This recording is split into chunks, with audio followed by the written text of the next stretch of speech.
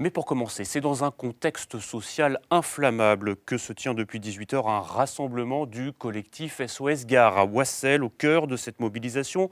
Comme toujours, la défense des gares, des guichets et du service public. Bonsoir Maxime Fourier. Vous vous trouvez devant la gare d'Oissel.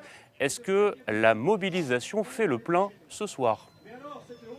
Oui, plusieurs centaines de personnes sont présentes ici avec des prises de parole successives. Vous l'entendez peut-être, sont présents non seulement des usagers du train, mais aussi des représentants associatifs, des représentants syndicaux et des élus. Ce soir, il s'agit évidemment de défendre le train et la gare de Oissel, mais il s'agit aussi de faire la jonction des luttes, la lutte pour le ferroviaire et la lutte contre la réforme des retraites.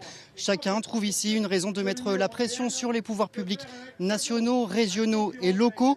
Pour le collectif SOS Gare, la réforme des retraites est une attaque contre la protection sociale, mais aussi contre les services publics. Écoutez Jean-Louis Dalibert, président de l'association.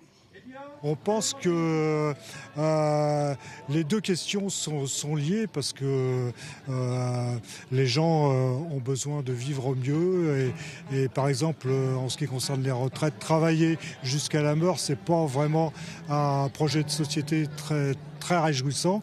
Et puis on a aussi besoin de trains pour se déplacer mieux, pour l'écologie, parce que le train ça pollue moins et donc tout ça pour nous c'est complètement lié. On tenait à le souligner ce soir.